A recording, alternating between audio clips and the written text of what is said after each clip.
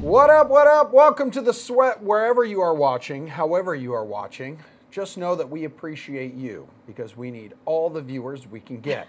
She is Jessie Coffield. I am Emerson Lotzia. The AL wildcard game between the A's and Yankees that is 2 hours away. We will get you set for this Showdown slate a little later in this program. The NFL is where we're going to get the party started. Reed Fowler is here. Jeff Ulrich is here. And so is Ian Hartitz of the Action Network, which is now available on Androids and iPhones.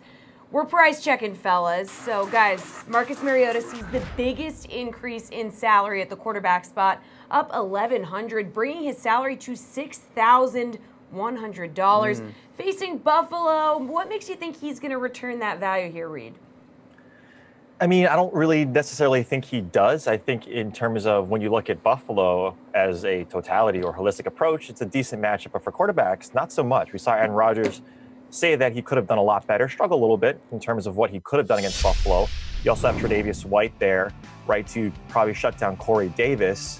Buffalo is allowing 19 DK fantasy points to opposing running back. This is really a Derrick Henry game, right? If you look at Buffalo, they're top 3 in TDs given up and 9th in DK fantasy points per game to the opposing running backs with a low implied total of 39. It's going to be a slow game, so I'm thinking Derrick Henry more so than Marcus Mariota. What do you think, Jeff? You think Marcus Mariota going to return value at that price? Who cares? There's like 7 games on the slate this week with team totals over 50 points. This one has 39. The Titans are favored by 3.5 points, and the total for the game is still 39. Like the Titans, what was an anomaly last week? They threw 40 times, and Marcus Mariota had a decent game. Every other game, they've thrown the ball like 20 times. No, this is a massive increase for a team that just does not want to throw the ball, for a quarterback that's not really healthy. I have zero interest in this game for fantasy purposes. Zero. All right, Ian, Jeff is out.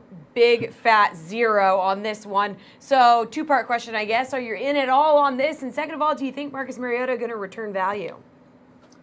I'm kind of with Jeff here, just that there's better matchups that we can probably approach from a fantasy perspective.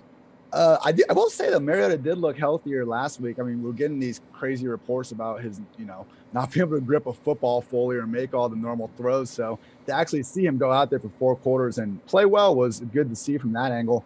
But, I mean, there's already a good amount of precipitation, humidity in the forecast. That's obviously not good. And, yeah, like Reed was saying earlier, let's give a little bit of credit to this Bills defense. I mean, they looked terrible the first 2 games of the season. I think we all kind of just wrote them off as being a team to target every week. But they've only allowed 28 points in the last 8 quarters against Aaron Rodgers and Kirk Cousins. So, I mean, they've been putting some good game film out there, and we'll see if they can keep it going. Ian, first time I've seen you without a hat. You look good, kid. I got a nice little shave done today. I'm feeling good about myself. Yeah, Here we go. Nice little baby face there. Yeah, slate approved. You're almost like a younger, more handsome Jeff. Oh, all right. Saquon Barkley dropping 400 to 7,700 Buckaroos. The Giants' offense is not ideal. You guys know that. But the rookie running back has still managed to score at least 22 fantasy points each week. Is he worth the price tag going up against Carolina? Jeff, go ahead. I'll let you take this one. You've been hanging around Kaufman too long there, Emerson. Yes. It's true. Our desks are right by each other now. It's a pain. Okay. I think this is a spot where Saquon Barkley is going to cool off, personally. The Carolina defense is really good at limiting running backs.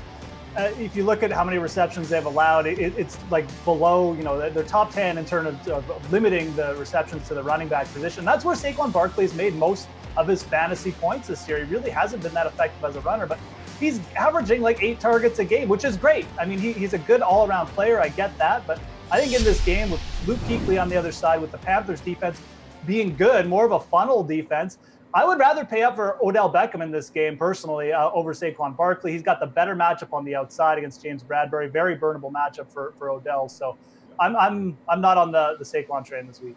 Ian, are you on the Saquon train? You going to pay $7,700 for this guy, or would you rather pay up for someone like a McCaffrey or down to like Connor, Joe Mixon if he plays? Yeah, I think McCaffrey and Connor have the better matchups, but if we're approaching this like from a GPP perspective, then I definitely like Barkley this week. Because look, I mean, he is one of these very few game flow independent running backs where, if the Giants go down a lot, he can have a great game. If they go up a lot, he can have a great game. So that makes him a little bit more matchup proof than I think people give him credit for, even though we're only 4 games into his career. And so if I can get reduced ownership with a player that, we have seen break these massive runs against Jacksonville in these tough matchups, I'll take it. Reed, would you take it? $7,700, thinking he's going to give you 22 points? Yeah, I'm sort of, at the sort of Switzerland of this, where I agree with both of these guys. You look at GPPs, and a guy like Barkley has that safe floor because he's a pass catching back. The Giants are second worst for adjusted sack rate, their offensive line, and really that's what Eli is doing. He's checking down to Saquon, and Saquon is getting those yards after catch. He usually makes the first guy miss. But Jeff is right. When you look at this Carolina defense, they're either first or second in targets, receptions, and yards to pass-catching running backs. So you think you'd want to temper those expectations. In cash games, I'm not approaching this at all, or I'm not rostering him at all. But GPPs, I'm with you in here. I think he's a good swerve if you wanted to get off guys like Connor who are in plus matchups. Ian, how much of a steal is A.J. Green at 7,200 going up against the Dolphins at home? So I'm number one fan of the Xavier Howard fan club here in Miami. I mean, this guy is looking like the next big difference maker at cornerback. I mean, he's only shadowed 3 receivers over the last 2 seasons: Brandon Cooks, Amari Cooper, and Julio Jones. He's given up no touchdowns. Cooks and Cooper only caught 3 passes, and Howard had 4 interceptions in those matchups. This guy's a ball hawk. He erases wherever he goes on. And this week, that's looking like A.J. Green. So I'm expecting another big Tyler Boyd week. And get this, A.J. Green, only second most targets on the Bengals. I know he was banged up a little bit in the second half a few weeks ago, but I mean, Tyler Boyd, he is a true number 2 receiver in this offense. And I think his string of good matchups is going to continue. All right. Well, Reed, what do you think? 7,200 for A.J. Green. No, I mean, if you look really at last week with A.J. Green, he had an okay game. If he didn't get that touchdown, we wouldn't have seen really that production that he's coming from. And Ian is right. I mean, you look at Xavier Howard, look at his past matchups, right? I mean, Corey Davis, 6 receptions, 62 yards, but 13 targets. I mean, Hogan and Gordon, however you want to slice it, had a combined 5 targets, 3 catches.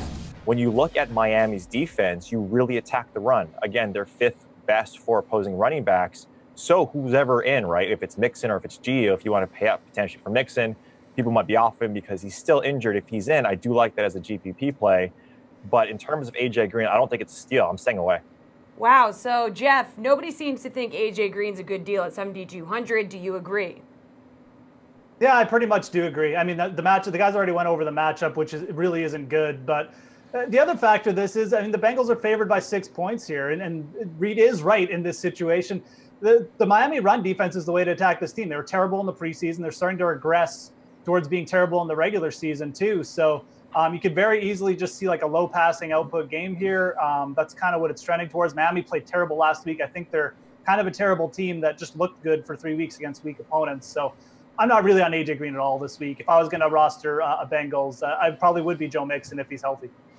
NFL price check to be continued. But first, we've got the return of regular season sticky puck after some knowledge dropped by Adam Levitan. In cash, how much do you consider playing multiple players when seemingly they have negative correlations? Something I struggled with this week with Gio and Boyd and Melvin Gordon and Mike Williams. I know some people were scared to play Dalton, Gio, and Boyd together. And yeah, if the Bengals go into Atlanta and lay an egg, then we're probably toast. But I think that the more important note here was that all 3 were severely underpriced, in my opinion, lowering the risk a ton. Like if you play a fully priced Breeze, Thomas, Kamara, and they even slightly underperform, you're just dead because they're so expensive. Not with Cincinnati, though. And I also felt so good about this offense in general against the Falcons defense, which is just decimated by injury. We know the total, the implied team total was up like 3.25 points in the beginning of the week. All the sharps were on the over, so it was just a really good spot. As for Kurt's actual question, we do have correlation data on labs, so you can see it generally, like who does, does the RB1 and wide receiver 1 from the same team, how do they correlate generally? And then you can also see it by team, specifically how do Gio and A.J. Green correlate? And really the answer is if there's any negative correlation at all, it's extremely small. I'm much, much, much more worried about overall game environments on offense, like I talked about earlier in the pod. Think about it. Like if Tyler Boyd gets a first down catch, it's actually good for Gio, more plays, more red zone chances. And again, in this new NFL environment, it's important to me to have players who catch passes on teams that can score 30 to 35 points. So if that means I'm playing, Barkley and Shepard or Gio and Boyd, I'm fine with that. I thought that both teams had a realistic chance at 30 to 35 points, and those guys are pass catchers. You know what, Coxie? Let me ask you a question. Why'd you want to play college hockey? Isn't it obvious? For the girls. Oh, God. That's a quote from the movie Miracle, in case some of you are uncultured and haven't seen it. So you probably guessed by now this is our hockey segment. Yes, it is. DK's, Ben Zwyman, and Sean Newsham of the Action Network are here. By the way, please get the Action Network app on iPhone and Android right meow. Gents, puck drops on the NHL season tonight. We need you to help us identify the top choices in this slate. Yeah, a big part of DFS hockey is stacking the right lines or PP combos. So, Ben, keeping that in mind, who are the top stacks that you're looking at tonight? Yeah, I mean, the obvious one to go with is the Maple Leafs at home against the Canadiens. I'm looking at a lot of those power play stacks. So you're going to be looking at John Tavares, Austin Matthews, Nazem Kadri. Obviously, you can't use all three, so you're going to have to pick two of those. Mitch Marner and Morgan Riley is the main stack. I also like the Flames a little bit as well against the Canucks on the road. You can look at the same sort of setup, even strength, and power play stack of Gaudreau, Monahan, Elias Lindholm, and Mark Giordano. So those are the two main ones that I'm looking at right now. Sean, who are you looking to stack tonight? Yeah, I think he makes a great point with going to Toronto, but give a little bit outside the box with that. I think San Jose is in a great spot tonight at home against Anaheim. You have a team with Erik Karlsson coming in now, and that power play is going to be lethal. It's going to be a bit expensive, but you can get guys like Erik Karlsson, Brent Burns, and Logan Couture, who I really expect to be firing the puck at the net this year. Hey, Ben, real quick, thoughts on like a Bruins stack? Marchand, Bergeron, Pasternak, yay, nay? You feel like the Capitals are in line for a letdown here. Yeah, I have said that before. I think opener, Stanley Cup banner raising, I'd expect the Caps to be a little jacked up. But I guess if you're looking at the Bruins, it's great because you get Pasternak, Bergeron, Marchand. They're all going to be on the same power play and playing at even strength. You can get Matt Grzelcyk pretty cheap at $3,300, I believe, and he's going to be slotting in for Torrey Krug on the first power play. Also, Charlie McAvoy is pretty cheap, and he's going to be playing a lot of big minutes for the Bruins. A bit more of a contrarian stack on the road, okay. Plus they have to worry about playing tomorrow as well. But yeah, I could see it happen.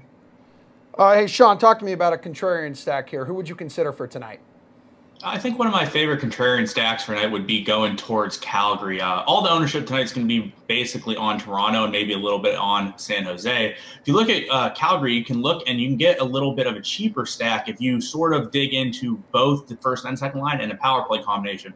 You can get Tkachuk, Elias Lindholm, and Mark Giordano for around $15K tonight on DraftKings. And I think when you look around the rest of the league, that's a really good value spot to get. And Tkachuk was a great player last year. He's been battling an injury a little bit, but looks good to go. He averaged about 3 shots a game last year and was on about a 30-goal pace. So it's someone I really like to go after tonight. All right, guys, goaltending is another major key, DJ Cowboys, to DFS hockey. So, Ben, who's pulling in that win bonus tonight? Yeah, I mean, obviously the top two teams, Maple Leafs and the Sharks. You have Frederik Andersen for the Leafs and Martin Jones for the Sharks. They're both heavily favored, both at home. You're going to have to pay up for them, but if you're chasing that win bonus and you're playing cash games, those are your two best options probably. Sean, which goal are you going with? Yeah, both of those two are great options. And then you look a little bit further down to Calgary. Mike Smith is actually really good on the road last year. He had about a 35-point higher save percentage on the road than he did at home last year. And you can save about $600 or $700 between the two if you go to Mike Smith. So I like Mike Smith as a bit more of a lower-owned goaltending option for tonight. All right, great insight by both of you. Coming up on the Sweat, it's NFL Price Check Part 2. I'm Brendan Glasheen here with your DraftKings Fantasy Flash. Falcons coach Dan Quinn said Wednesday he expects running back Devonta Freeman to play this Sunday against the Steelers. Freeman's missed 3 straight games with a knee injury. He did practice twice last week, but the extra rest is likely beneficial for a struggling Atlanta running attack. Tevin Coleman, he's averaged a dismal 42 rush yards per game over the last 2. Perhaps the #1 running back responsibilities are creeping up on his mind. Coleman, $6,400 for Week 5. That's $100 cheaper than Devonta Freeman. Both of their salaries, though, inside the top 10 for the position in Week 5. Since the Falcons are sort of desperate for a win at 1-3, they're playing a Steelers team also that is fully capable of putting up points. I could see this game turning into an aerial war with talented receivers on both sides. All that said, I would fade Atlanta's running backs this week. Welcome back to our NFL panel. Reed Fowler, Jeff Ulrich, and the Action Network's Ian Hartitz. Get the Action Network app now on iPhones and Androids everywhere. We're going to keep kicking the old tires, continuing the game of Price Check we started earlier in this show. I'm sure all three of you remember that. Wide receiver Adam Thielen went wild against the Rams last week. Flash forward to this week, and his salary is up $1,200 to $7,700, the second highest this season. Jeffrey, how do you feel about that number in a matchup against the Eagles? I mean, first glance, you kind of have to like cringe a little bit because it's Adam Thielen. He's up to the fourth most expensive wide receiver on the slate. But you sit back and look what's been going on this year, and it actually makes a ton of sense. Minnesota's throwing the ball an insane amount of times. I think Kirk Cousins has averaged like 48 throws per game or over his last 3 games or something to that effect. And then you look at the matchup, and Dalvin Cook is banged up. He's come out and said he's not going to be 100% for this week. And the Eagles are fantastic against the run anyways and terrible at limiting opposing wide receivers. So I think Adam Thielen's a great play this week. And he's got tons of upside once again. I think he's got to be in consideration for cash game lineups because his floor just looks insane in this spot. So, yeah, I can't say anything bad. Makes sense. Reed, how much can you consider, or how much will you consider this guy at his price tag? He's pretty damn good on the road. I mean, 32.3, when he's away, compared to just 23.4 points averaging when he's at home. Yeah, I think for cash games, you can lock him in as a pretty safe floor. Jeff mentioned it. When you look at the Vikings, right, they are passing the ball at a high efficiency and running not. And when you look at the matchup, that's where you're going to attack this game. You're going to attack this game through the air, both Thielen and Diggs. So if you want to take some price savings on Diggs at $7,000, he gets the plus matchup against Jalen Mills. And look what Jalen Mills has done so far against guys like Julio and Corey Davis. He's let up a ton of targets, yards, and touchdowns. Like Peterson came out and said, I have to consider where we're at in our secondary, potentially benching Mills, but then later said, okay, we're going to play him. Now, what does that say? It doesn't give you a lot of confidence. And a guy like Diggs, who can run past this secondary quite easily, if you want to take some savings, potentially get some ownership away from Thielen, Diggs could be at the probably projected around the same ownership. But like Jeff was saying, Thielen is a great play. It's just for me at cash, I'd rather go somewhere else in GPPs. Would you rather go somewhere else as well in GPP, Ian? I mean, just give me Thielen all I can get of him in any format. I mean, we're talking about good matchups and them throwing the ball a lot. How about just Adam Thielen's playing like a top 5 wide receiver right now? He's got over 100 yards in each of the first 4 weeks. Over the last 25 years, the only other wide receivers to do that are Randy Moss and Isaac Bruce. I mean, this is legit company. He's established himself over Diggs for the time being. But, I mean, I think they're both wide receiver ones in this matchup. Like Reed was saying, I mean, anytime we can target Darby and Mills on the outside with Diggs, that's a positive. But, I mean, even though Thielen has, the worst matchup against the Sidney Jones in the slot, I mean, he's just so on fire right now that I'm really confident in Thielen any place, anytime, anywhere. Yeah. Hashtag good. Yes. And Kirk Cousins is looking this dude's way like constantly. He hasn't had a game where he's had less than 12 targets. I mean, that includes, the loss against the Rams. All right, guys. Well, even without Jimmy G, the 49ers tight end George Kittle put up 27.5 points last week. His salary soars by $1,200 to $5,400, a season high. Reed, are you willing to pay up for the third most expensive tight end against the Cardinals? I'm not. I think the highest I would go with tight ends is Jared Cook at $4,800. I get the connection that we're seeing with C.J. Beathard and Kittle. At the same time, if you look at Arizona's defensive line and their adjusted sack rate, it's really good. And against a San Francisco offensive line that is not protecting their quarterback, even Jimmy G, when he was out there. So I'm a little afraid of that connection. Yes, that does say that he is going to potentially get those out routes or those underneath routes to Kittle, but I just don't like this matchup in terms of that price tag. Other guys that you could pay down for, Austin Hooper, Ricky Seals-Jones, are in a little bit better matchups. Obviously, they're not producing at the same level, but the highest I'd go is Jared Cook at $4,800. Jeff, I don't know. The Arizona defense is pretty bad, so what do you think? Well, I this is like buying Bitcoin at 20K or something like that, right? Now, George, what's his name? George Kittle. He's at such a high price point now. He's at a $1,000 increase, and he's still got CJ Beathard as his quarterback. And Arizona is like a slow-paced team. No thanks. I mean, you're just buying off the big game here. He basically got all his points on one play last week on a broken play, like an 80-yard touchdown. I like George Kittle. He's a good player. He's probably going to pop off for a few big games, but in this spot, no thanks. Not at this price. Wait till it comes down a little bit, and he's more of a value play. Ian, nobody willing to pay up. Are you going to take the risk here? I'm not all in on George Kittle, but I will say, I mean, it's when you see him priced up there with Travis Kelce and these, true number one tight ends, you got to at least consider why. And it's just been because he's the clear number one pass target option in this offense. Dante Pettis is out this week. Marquise Goodman wasn't practicing today. So, I mean, I know it's not Jimmy GQ, but it's still a Kyle Shanahan offense that's proved last week. It did prove a couple times last year, even before having Jimmy GQ. They can put these big weeks together. So I'm okay paying up a little bit to be contrarian, but yeah, I still have a hard time just really putting Kittle in that elite tight end category. To me, it feels like just he's priced that high for volume more than anything. So I'm in a little bit. I see what you did there, Jimmy GQ, because his face. Yeah, or like Jimmy Gorgeous. Yeah. Ian, real quick, wouldn't you rather pay down for a guy like Jared Cook, $600 less? Yeah, I don't hate it. I mean, I think you do kind of have to pay up into that Jared Cook range, if not higher this week for tight ends. A lot of the cheaper options, your Austin Hoopers and stuff, I just don't think really have a secure role in their offense. So I'm fine with Jared Cook.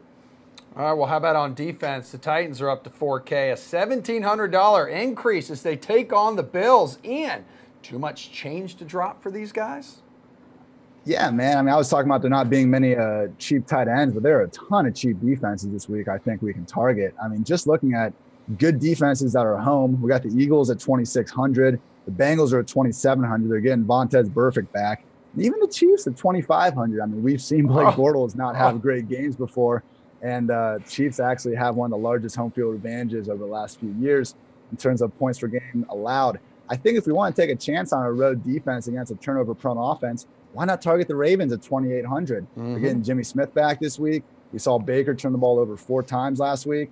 I mean, again, I get the hate on Josh Allen here, but I'm not certain that the Bills are really the most horrendous team in the league by far. They might be the worst team in the league, but I think maybe these prices are overstating it a little bit. Interesting. Yes, I picked up the Ravens today in a couple of my season-long leagues. I believe the same one that I'm in with Reed and Jeff. So, Jeff, how do you feel? 4K here, dude, for the Titans. Taking on the Bills.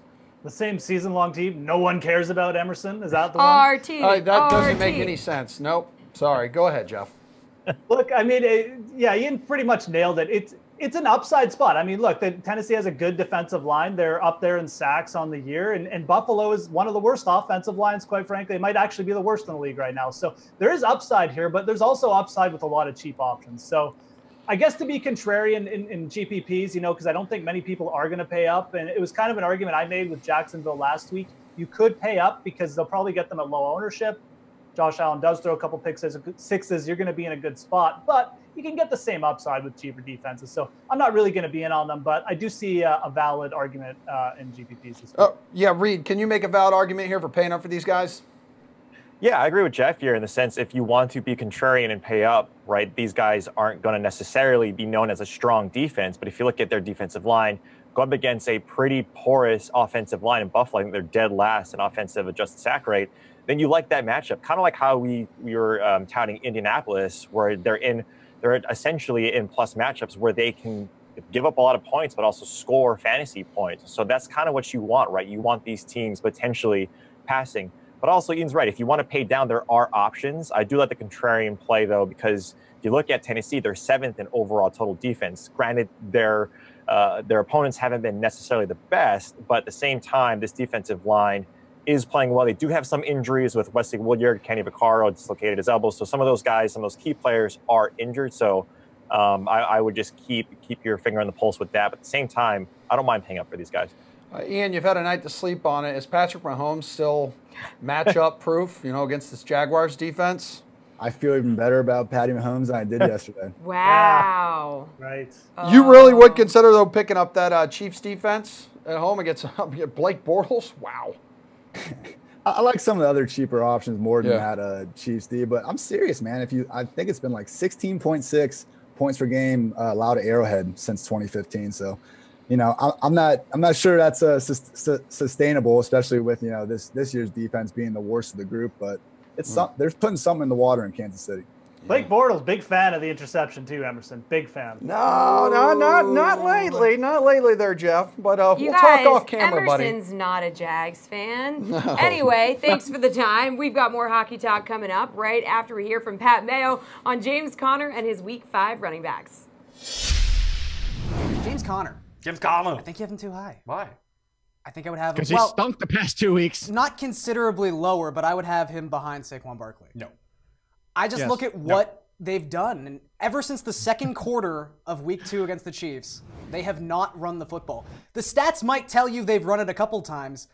I don't remember them ever physically running the football. And you go back to the start of Week 2, a 76% pass rate. And some guy named Ryan Switzer is stealing all James Conner's underneath work and all the dump-off routes. I mean, this guy played 21 snaps and saw 8 touches. He lined up as the running back. Switzer? Hardly knew her. There it is. I understand that Conner could be in for a huge pass. This is the highest projected scoring game of the year so far. Atlanta has the worst run defense in the league. That's fine. But if Ben Roethlisberger is in the hurry-up and is calling his plays, it's going to be an 80% pass script. And Ryan Switzer might just get all those stupid little pass routes that McCaffrey has caught and that Kamara has caught across the last 3 weeks. It could be split down the middle between Switzer and Conner. I'm not saying take him out of the top 10, but I would not have him 6th. It sounds like you're saying cut James Conner. I am. If there's a game to play him, it is this game. You don't have James Conner in your team to not play him against the Falcons. His snaps are trending down. This is the same argument we have every week anyway. It's like we're arguing top 10. It's not like you're not starting anybody inside the top 10. But to Garian's point, I would even go further. You know how much I hate the Patriots running back. I would start both of them over James Conner this week. You guys have fucking lost it. I'd still have Conner's a top 10, but back end top 10. But look, I think I would have him like 11 or 12. The thought process here is right. I mean, it was the first week. I've always said, and I've been very steadfast in my pursuit of Steelers RB. It's not really the case anymore. I mean, his snap count went below 80% last week. Yeah, it was 79. It was 79%. He was the only running back to get a snap on the Steelers. That's not necessarily true. Switzer was playing running back. From day one of James Conner, we said he wasn't even D'Angelo Williams because D'Angelo Williams is a far better pass catcher. Like this is, Garian is right. Is the fact that what James Conner's not only stunk the past 2 weeks, is he's not used in the passing game. Hold on. He did not stink 2 weeks ago. He scored 15 fantasy points. He scored a real weird touchdown. That's mediocre. That's for what he did. Look, you're playing in a game that's projected to score 60 points. That's fine. This is fine. So he can score a great touchdown. We're starting him. We're starting him. The Saints and the Giants were supposed to score last week. Yeah, when you involve the Giants in a game, that's going to happen. That's a good point. Look, you're still playing him. I'm just saying I'm not excited to own James Conner this week. I am, and I'm happily going to play him. That's fair. I guess that he's going to be the piece of this game on DK that people are going to use in their stacks. Mistake. Ice baby, back with our hockey panel. Ben Zwyman, DK Live, the Action Network, Sean Newsham, helping us get set for the start of the NHL season. That is tonight, ladies and gentlemen. All right, let's look at the top choices on the slate. Bruins center Patrice Bergeron has been fighting back spasms in the preseason and is recovering from an off-season groin injury, but he's allegedly set to go for tonight's opener, centering one of the NHL's top lines. But Ben, is he too risky for night one at 6,800? Yeah, I mean, before I get into that, we can't see him anymore. All right, never mind. But I got a little ode to Phil, the Phil Thriller shirt. I'm gonna throw that up there. That's beautiful. Approved. Jay wanted me to get the sloth, but we'll worry about him later. Anyway, Patrice Bergeron, I kind of like him at the price. He's decent for GPPs because I think most of the public will be on like cheaper centers and whatnot. They'll be away from the Bruins offense. They'll be on the Maple Leafs, Sharks, Flames, like we've mentioned. So you can probably get a nice GPP stack with Bergeron, Brad Marchand, and David Pastrnak. But I'm worried a little bit about his overall health. Like, he's one of the best two-way centers. He's going to play very tough minutes. He's going to be matched up against probably Ovechkin for most of the night and Kuznetsov, that top line, which is obviously not easy on opening night, especially if he's nursing some injuries. So I'm not entirely into fading Bergeron because of the appeal of the contrarian, but I think there are better options out there. Sean, Bergeron, 6,800. It's making him the third highest priced center on the slate. What do you think? Yeah, I'm not as much worried about his injuries as I am just the matchup. I think he's okay to play. I haven't heard tons about the back spasm in the last day or so I think he's good to go. But you have Tavares, you have Matthews, you have Logan Couture, all centers at the same price point. It makes it very difficult to get Bergeron in. However, like Ben alluded to, the Bergeron line in general is not going to be high owned in the GPP. So I think it's a good spot in GPPs, but the matchup is not a great one. Probably going to be matched up with Ovechkin the entire game. Means his defensive responsibilities get upticked a little bit, and it's going to be harder for him to produce, whereas the Toronto guys are going to be in an offensive onslaught the entire night. Guys, talk to me about him in general. Is he going to be able to have the season he had last year, Ben? Bergeron? Like, is he going to be able to repeat those numbers? I mean, it's tough, but he's done it. So he's done it throughout his career, and he's one of those guys you always see at the end of playoff runs. He's got to get surgery. He had this injury, had that injury, so he's used to it. He's used to playing through pain. He's one of those warriors in the NHL. I think he can definitely repeat the season from last year. The Bruins have a lot of great young forwards coming in. They're going to have more support this season, so I think that takes a little bit of the onus, the responsibility off of Bergeron. So, yeah, he can definitely repeat it. Yeah, Sean, we've seen him battle through injuries like separated shoulders, punctured lungs.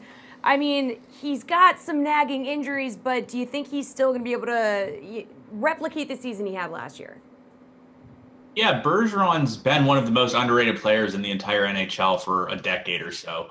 So it wouldn't be a surprise to me at all if he's able to replicate what he did last year. He's shown no signs of slowing down, although Father Time at some point is going to catch up to him, but I'm not sure it's quite yet. The ability to be able to play the two-way style he plays, and with the ability to play with Pastrnak and Marchand, it gives him great help that other players might not have. So I think he can definitely go out there and do what he did last year, but he might be a little bit slower, but he's such a smart and intelligent player, he can make up for it in other aspects. Yeah, he's been around for a while. Yes, he has, and he's been very good for a while. But guys, come on, the biggest news of the week so far, Jumbo Joe Thornton shaving his beard. This is more of a season-long outlook here, but at 39 years old, coming off a knee injury, Sean, what fantasy value does he have on a stacked Sharks team? Yeah, he actually shot me a DM on Twitter and asked me to keep my beard going for him because he missed his a little bit. Oh, humble brag. But, yeah, so the issue with Joe Thornton is he just doesn't shoot the puck anymore. Over the last few years, his shot totals just dropped drastically. He only averages about a shot and a half per game. So when you look at other players in the league, even centers and other positions, you got guys that are taking 3 to 4 shots per game on net. You have 2 to 3 block shots per game. So all of a sudden, Joe Thornton is a whole goal behind these guys just at the start of the game. Unfortunately, he just doesn't have the offensive output to make up for the peripheral stats that these other guys can get. He still has chances to produce in tournament situations when the Sharks go off, because that top power play should be at an elite level this year. But due to his lack of peripherals, it really brings him down quite a bit. What do you think here, Ben? I mean, is there any value at him for $4,300? Yeah, I mean, I'm surprised Sean also got that DM from Jumbo Joe. I got it too. He wants me to keep the beard going. Yeah, that was me. That was Max text. Sorry, dude. Yeah. Sorry to disappoint you. But yeah, I mean, at the price, I'm buying the beard narrative. I'll buy it. 4,300 is a great price. Sean mentioned he's going to be on the first power play, centering the first line. He should play pretty big minutes. Again, he's up there in age. He's had ACL surgery recently, which obviously isn't good. But I'm buying it. He has a low floor, so obviously cash games it's a little risky. But I feel like tonight, if the Sharks' offense is going to click and that power play is going to click, the chances of Thornton picking up a couple assists, maybe getting himself a goal, getting him on the score sheet, I think are definitely possible. So I'm going to buy Thornton tonight. All right, guys, there are 2 showdown contests tonight, Bruins and Caps or Ducks and Sharks. So which of those games do you prefer, Ben, and which high-priced player is going to anchor that showdown lineup? I mean, I'm definitely looking at the Ducks-Sharks showdown contest as opposed to Bruins-Capitals. I think Bruins-Capitals has more of a chance of being a tighter game. I think the Ducks are way too injury-ravaged right now. They don't have Ryan Kessler. They don't have Corey Perry.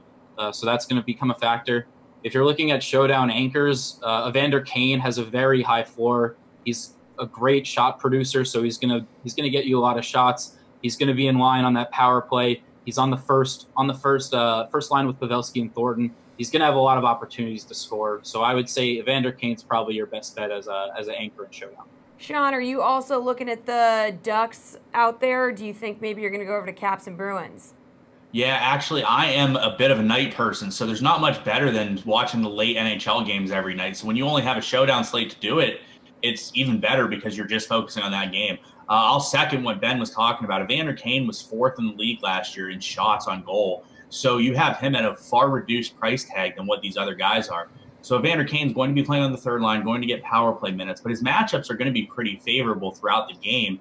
And due to the shot volume that he puts out there, and with the scoring in the Showdown slates, you're really looking for high shot volume from your forwards, and especially if guys can actually score the puck, which Evander Kane has been known to do. So I really like Evander Kane in that late night slate. Alrighty, time to get those slate-approved picks. Hit me with your must-roster man of the night, Sean. I am going to go to Toronto, which we have talked about quite a bit so far tonight. I'm going to go with Austin Matthews. So far in his 2 career first week and first day games of the season, he has 5 goals and 2 assists. If you can get that type of production from him tonight, you'll be sitting pretty in Toronto. Pretty manageable salary, too, wouldn't you say?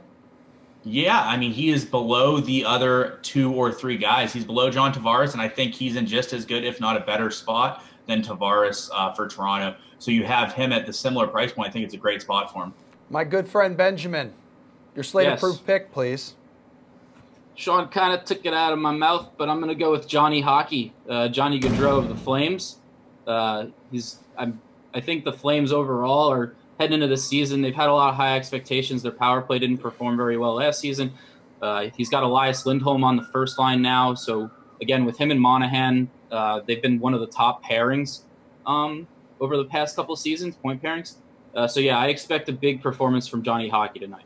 Okay. Johnny Hockey, BC guy. Yep. Couple bearded wonders, though, with us now. All right. Respect. Thanks, guys. Hit the showers because you're done for the night. Please don't get any ideas, Emerson, because we still have to talk to our NFL panel after this Fantasy Flash. Time for your DraftKings Fantasy Flash. I'm Brendan Glasheen. Rockies Cubs, that was fun, huh? We're talking MLB Showdown again. In case you didn't play in a contest last night, here's a surprising position to target for tonight's American League wildcard game. A relief pitcher. Why? Well, because relievers earn more points for innings pitched and strikeouts than starters. Plus, bullpen guys get 2.5 points for holds, and a save is worth 5 points. All right, we've got the logistics down. Let's get into this thing. A's are carrying 11 pitchers for this winner-take-all game. 10 of them, 10, are relievers. Liam Hendriks is Oakland's starter, and while he dominated in relief this season, Hendriks is only bidding for starter points tonight. Therefore, he ain't worth $9,200. And then there's Yankees ace, Luis Severino. He's getting the start. Hefty $16,000 for this contest. Starters tend to have short leashes in these one-game playoffs, so I wouldn't touch him at all. And let's assume it's a close game. It was last night. How about tonight? It all boils down to this: if it's close. Whichever team you think is going to win this baseball game, pick that team's closer. Blake Trinan, 3,100, and Aroldis Chapman, 3,200, were both 2018 All-Stars. They will both likely be asked to go multiple innings. Again, a save, 5 points tonight. Like the A's, you pick Trinan. If you like the Yankees, pick Chapman. Good luck tonight. One more go-around with our NFL trio. Welcome back, Reed Fowler, Jeff Ulrich, and Ian Hartitz from the Action Network. And we're going to play some over-under right now and make some fantasy point projections for Week 5. That sounds wonderful. Starting with Phillip Rivers at home against the Raiders. Over or under 25 DK fantasy points, Reed? Yeah, I'm going to say under here. When we look at Phillip Rivers, let's say over the past year and a half, he's hit it 3 times, actually. Once against the Raiders in Week 17, Dallas, I believe, in the middle of the season last year, and then Kansas City. So obviously pass-friendly defenses. But if you look at the Raiders, they're only giving up about 18 DK fantasy points. And really where you attack Oakland is the run, right? They're, I think, second to last in terms of run defense, so second best or for opposing running backs. They give up 5.6 yards per average. So if you think about Melvin Gordon, Austin Eckler, and these guys have extreme upside. Yes, Phillip Rivers can throw to those guys and check down, but really right now, when you look at Oakland's pass defense, they're playing better than expected. It's obviously better than last year. So I'm going to say under just by a little bit. Where are you going on this, Ian? Over or under? Taking the over here. I just think there's a lot of shootout potential with this game. Reed made some good points. I don't hate Rashawn Melvin or Garron Conley, the Raiders cornerbacks, but at the end of the day, we got 2 top 8 offenses and 20-plus yard completions this year facing off against 2 of the league's bottom 5 defenses and most 20-yard completions allowed. So could be a whole lot of big plays going around here. I am concerned because right now both teams could be entering Sunday without their starting left and right tackles. But, I mean, with Phillip Rivers and Derek Carr playing, it's like who can get the ball out of their hands faster. So I'm not particularly blown away by either pass rush, and I think we could see a lot of points. Jeff, his only game with more than 25 fantasy points came back in week 1 against that Kansas City defense. So what are you thinking this weekend? Yeah, I think over is more likely here too. Look, Melvin Gordon could rush for all the touchdowns, I guess, but I see a lot of shootout potential in this game too. And Phillip Rivers, Melvin Gordon could easily connect for a touchdown or 2 as well. So yeah, I mean, look, I kind of like the Derek Carr side as well, but we have a close game with a big projected point total. I think Phillip Rivers and Derek Carr are both going to have big games. I think this is one of the best games to target on the whole main slate this week for, yeah. Guys, Mark Ingram returns from suspension on Monday Night Football at home against Washington.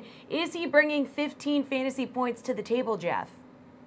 This is a tough one. I mean, obviously you want to wait and see exactly what the Saints are going to do, but you look at the matchup, the Saints have the 3rd highest implied team total. They're at home. They're 7-point favorites. I'm going to take the over here if I have to choose. Maybe they take a week to get him integrated, but I don't think so. I think they want to start limiting Alvin Kamara's workload just a little bit. I mean, he's seen huge usage. He's not that big a guy. So to get Mark Ingram starting to work in here in this first game makes a ton of sense. And it's not like he's coming off injury, right? He played with the team last year. He's going to get integrated with Drew Brees really quickly. So I think it's a good matchup. I'm going to take the over here in this spot. Well, Kamara, you mentioned, so now that Ingram's going to be back, what do you think? Do you think that we might possibly see his production go down? Like, give me a little bit of a guess for his point production. For Kamara? Yeah. I don't think necessarily going to see like a huge dip right away. I mean, yes, he'll take a few less carries, but you look back, 3 of his 4 games, 90% of his production came through the pass game, and he's basically their slot receiver. It's Michael Thomas and it's Alvin Kamara in the pass game. That's pretty much it. So I don't think you're necessarily going to see a huge dip right away. Maybe you do, but you're still going to see some big performances out of Kamara. I would not be shocked to see like another 25-point performance. So, Reed, talk to me about Ingram over under 15 fantasy points, and then give me a little follow-up. What do you think that's going to do to Kamara's? Yeah, so I'm going to go on the under here. I like Jeff's points. I think you do want to limit Kamara's usage. Obviously, you want him for the long haul. These guys have Super Bowl aspirations. But you look at the Redskins, you look at Washington, 3rd best in run defense. And what they're going to want to do, and hopefully they do this, it's going to be pretty hard, is slow this game down, especially when you go to New Orleans on that turf, obviously in their home field where they're amazing. You like Michael Thomas, obviously, in this matchup. But if you look at Mark Ingram, he has to get a decent amount of snap count right now to hit that 50 mark. And do we think he can get us 90 total yards and a touchdown? Maybe, right? Maybe. But at the same time, there are other guys that I'd rather go for and do the wait and see approach that Jeff mentioned. And if we're looking at Kamara, Jeff's right. Outside of last week's 19 attempts, this guy's been doing his damage in the past. And when we look at the tight end too, especially, and the slot receiver for New Orleans, doesn't really come out and say, fantasy production. Ben Watson obviously missed a touchdown. So when you look at those potential pass routes or that route tree that Kamara does run underneath and what we saw last year, I still think he gets production in this game. And I don't think we're not going to see the 40-pointers that we usually see potentially, but I still think he gets you production. All right, Ian, over under 15 fantasy points for Mark Ingram, and then, like these guys, follow up about Kamara. Yeah, I think, this is a spot to play Ingram right here. Like we were saying before, he's a big home favorite here against a Washington defense that I really don't think is good against the run. I just don't think they've really been exposed yet this year. We saw him do a good job against David Johnson in week 1, kind of before we knew just how bad that Cardinals offense was. And since then, we've seen the Colts and Packers kind of committee systems all have success, but they haven't actually faced a running back that's gotten 12 or 15 carries in a high-octane offense. So, like Jeff was saying, Ingram hasn't been hurt. He's been working out. So the guy's in shape, and no one exactly took over this backup role behind Kamara during the first 4 weeks of the season. So it seems like we're pretty much ready to go back to what the Saints were working with last year with their two-back committee, which was, week after week, basically the most fantasy-friendly situation in football. So I'm all in on both Ingram and Kamara going forward. Well, Ian, while you're here, Travis Kelce, to the surprise of no one, has been a beast for KC, delivering more than 20 DK fantasy points in each of his last 3 games. Stop laughing, Reed. Stop laughing. He's got to face that daunting defense of the Jaguars. So, yes, Ian, please, over or under 15 fantasy points for the big, beefy tight end? So I'm actually going under here at Kelce, despite all my pro Chiefs talk over the last 2 days, because I think Jaguars don't get enough credit for how good they are kind of outside of just cornerback. Yep. And this is still, I feel like everyone looks at Ramsey and Boye, and yeah, they're 2 of the league's best 5 cornerbacks, but these linebackers and safeties are amazing as well. Only Ricky Seals-Jones and Delaney Walker have gotten past that 15 DK point mark against the Jaguars over the last 2 seasons. And I think when we've seen the way they've covered Rob Gronkowski in 2 of the last 6 games or so, including the playoffs, it's clear they know what they're doing against these vertical tight ends that are big time pass threats. So I'm going to take the under here. Hey, the other night on Monday Night Football, Booger McFarland calling Travis Kelce the best tight end in the NFL, said no disrespect to Gronk. Would you agree, Ian? Nah, I'm not taking anything away from the GOAT, Rob Gronkowski. Okay, fair enough. Jeff, you think Kelsey's a better tight end than Rob Gronkowski? I don't listen to anything a guy named Booger says, so no. Wow, that's an excellent point, Jeff. All right, well, fair enough. You thinking he's going over or under 15 fantasy points against the Jaguars D? I'm going to take the over, and it's obviously a risky over, but, it's the KC offense, it's just one of a kind. They spread everyone out. Yeah, Jacksonville's a lot of nice defensive pieces, but you can't really switch Jalen Ramsey over to Travis Kelce because you got Tyreek Hill, you got Sammy Watkins on the outside. Yeah, they got some good cover linebackers, but Travis Kelce is one of the top 3, unique tight ends in the league. He's got size and speed, so he's got a huge pass catch radius. And then you got Patrick Mahomes. So I think you're going to see Travis Kelce actually have another decent game, or at least I wouldn't be shocked if he did. And there is precedent for this. Vance McDonald, another athletic tight end, put up 10 catches and 100 yards in the playoffs last year. So this defense can be had in the pass game, and I wouldn't be shocked to see this whole Kansas City offense just keep rolling. I wouldn't be shocked to see Tyreek Hill have a big game too, but it's going to be one of the most interesting games of the league for sure. Yeah, Kansas City at home, as Ian mentioned earlier in the show, it's a tough place to play inside Arrowhead. Over or under 15 fantasy points for who some consider the best tight end in football, Reed? Yeah, I'm going to say under here and agree with Ian. If you look at Travis Kelce and what he can do, right, he is one of the top, if not the top 3 tight ends in the game right now, but Jacksonville only give up 1 touchdown this year so far, 6.6 or 6.8 DK fantasy points to opposing tight ends. And Ian mentioned it, right? Barry Church and Miles Jack and Telvin Smith, these guys don't get credit for their coverage ability as being one of the top probably interior linemen or interior linebackers that can cover in the NFL. If you look at the blueprint on how to stop a tight end, you just look at Gronk, who is the best tight end in the game right now, and I think they figured that out. These guys have size and speed at defense, which I don't think Travis Kelce has faced yet so far. So I do say under 15 DK fantasy points for Travis Kelce. So we can't confirm. I don't know. I think it's a bit of a mistake to hit the Patriots game because they're so limited with wide receivers in that game, and all they had to do was shut down Gronk. Again, there's so many different options to shut down with Kansas City. I just feel like it's going to be a different scenario. Yeah, that's a good point. That's why we got to keep an eye on Sammy Watkins and this hamstring issue. So that's a big injury to keep an eye on this week. Guys, we don't even know if Gronk's going to play tomorrow, but Zach Ertz is the highest priced tight end at 6,500. Kelce, we just spoke about 6,000. Reed, is there maybe a tight end you'd pay down for? Is this a week where maybe you should pay down for, or should you pay up for one of these guys? I don't mind. Like we talked about it earlier, right? There's some guys in terms of GPPs that you could pay up for, right? Kelce is a prime example. Like if people are going to be off because of that Jacksonville defense, that ownership is going to be subdued. And then you're also going to get, like Jeff was mentioning, the highest octane offense that we currently have outside of the Rams right now. So yeah, I don't mind paying up, but look at guys like Ricky Seals-Jones, right? Austin Hooper. These guys are touchdown dependent, especially Austin Hooper. But in terms of their matchup, you do like it a little bit better. You're obviously saving a couple grand in salary. And if you want to go up, for instance, for Melvin Gordon, Todd Gurley, and other spots, you can. So defense and tight ends are usually you're all in or you're at the bottom. So I would temper expectations. Jared Cook is another one at 4,800 that you do like. But again, he's Jared Cook. He can do Jared Cook things where he can get you one catch for 8 yards. So you do have the floor potentially with Kelce, but you also have to pay up for him. Yeah, Hooper only going to cost you $3,000. All right, thanks guys for everything you do for us night in and night out, helping you get set for a showdown slate in Major League Baseball. It's AL Wildcard night after this. Hey, I'm Brendan Glasheen. It's time for your DraftKings Fantasy Flash. The NHL regular season opens tonight. 4 games on the docket. 2 are available in Showdown mode. Let's zero in on Bruins and defending champs, the Washington Capitals. Excited to watch Alex Ovechkin. When are we not? He finally scratched Stanley Cup champion off his bucket list. Ovi has another milestone in sight, which includes climbing the all-time scoring list. A 50-goal season leaps him into 13th place all-time. That would be 1 goal ahead of Brendan Shanahan. The 33-year-old Ovechkin seems to be rounding into midseason form already. He had 2 goals, including 1 on the power play last Friday to wrap up preseason action. Ovechkin tonight, $12,200. He is the most expensive player in this showdown contest against the Boston Bruins. Good luck, and maybe you should play him.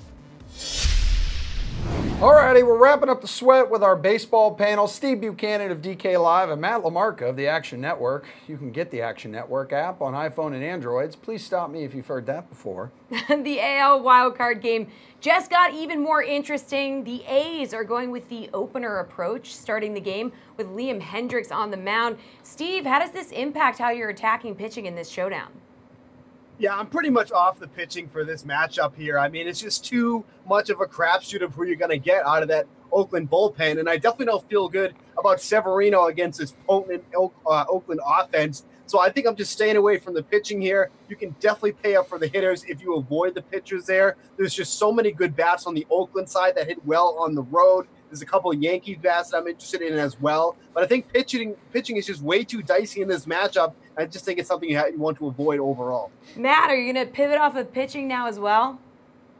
No, I have more interest than Steve does. I mean, yes, I agree that the A's bullpen is going to be a bit of a crapshoot, but the one guy that you can reliably count on is Blake Trinan, who's their closer. He's allowed 7 earned runs all season. 7. That's a ERA of below 1. He's likely going to be asked to go multiple innings in this game.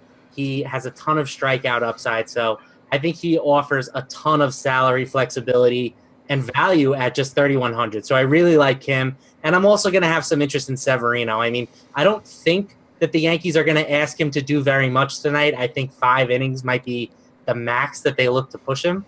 But if he does pitch 5 innings, can limit the damage, and can pile up some strikeouts, that gives him a ceiling that is going to be pretty tough to match on this slate. So I think if you go with Trinan or another reliever, it's pretty easy to fit Severino in and the rest of the big bats that you want to. So I definitely think you want to have some exposure to Severino. Yeah, but how big of a risk is that, though? Because the Yankees have already said he's going to be on a short leash. And let's just say that guy goes in, kind of gets lit up like he did in last year's wild card game. I mean, you're spending $1,600 on this guy. 16,000. 16,000. Oh, my gosh, Matt. It's a lot, Matt.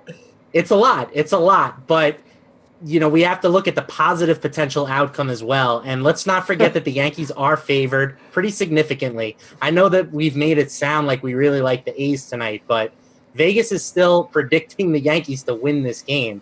And the A's are projected for, under 4 runs. So this is a spot that if it was in the regular season, we would normally say, yeah, Severino's the better play of the pitchers. But because of the different format, the showdown format, maybe he isn't necessarily a must play. But I do think that, more often than not, he ends up as the highest scorer on the slate. Yeah, Steve, I know earlier in our show that we had on S&Y, I mean, you were talking about all the ridiculous bats in the A's lineup too. And just saw you rolling your eyes. You're not a fan of rostering Severino at all.